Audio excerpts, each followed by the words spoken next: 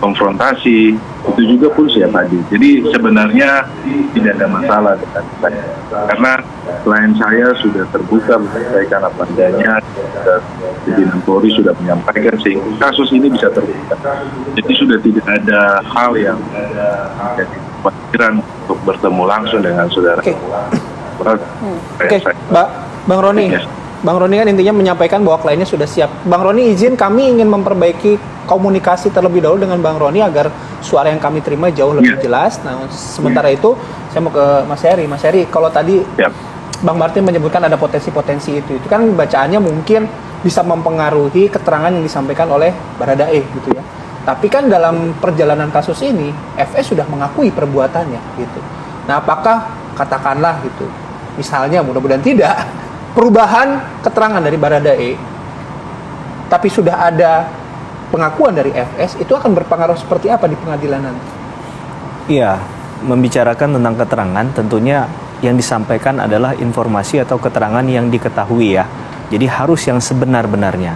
Nah, jika kemudian hari ada perubahan keterangan, di persidangan biasanya hakim akan bertanya kepada yang menyampaikan informasi tadi atau keterangan tadi. Ada keterangan yang berbeda antara BAP dengan di persidangan. Nanti akan ditanyakan keterangan mana yang kemudian diakui oleh si orang tersebut, apakah di BAP atau di pemeriksaan sidang pengadilan, karena itu akan dicatatkan oleh panitera tentunya.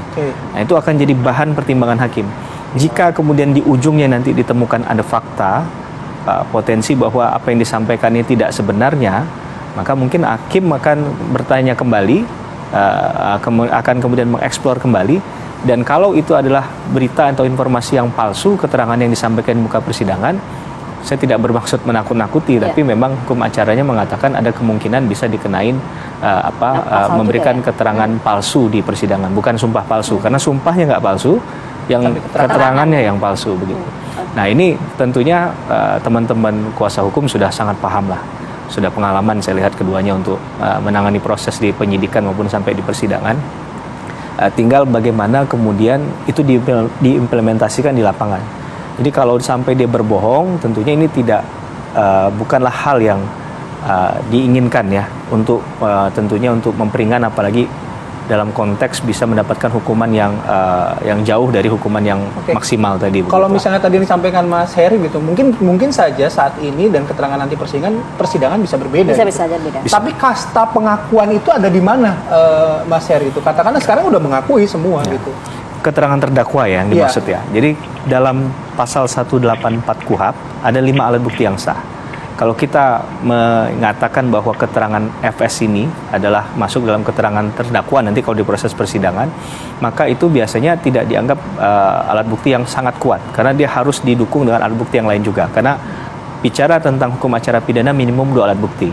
Nah, seseorang dalam konteks dia menjadi tersangka atau terdakwa, boleh saja dia mengingkari, ya, mengatakan bahwa bukan dia pelakunya dengan serangkaian informasi yang kemudian dia create mungkin. Dibolehkan. Sangat dibolehkan, tapi tentunya ini sekali lagi ada konsekuensi logis dan yuridisnya tadi.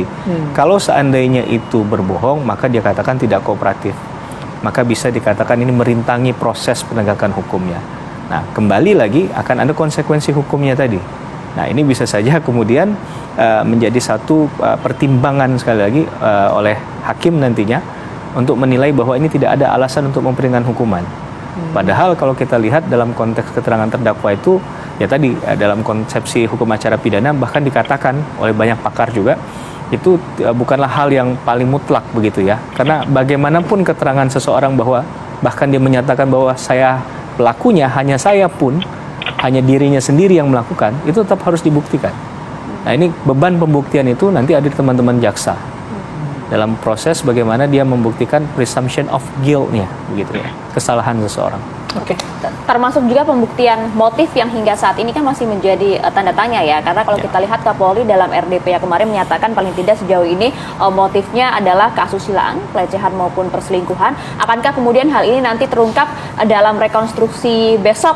Karena kalau kita tahu kan dari kuasa hukum Brigadir J kan sudah menolak ya adanya pelecehan dalam kasus ini. Saya meminta respon dari Bang Martin, tapi usai jeda ya sesaat lagi.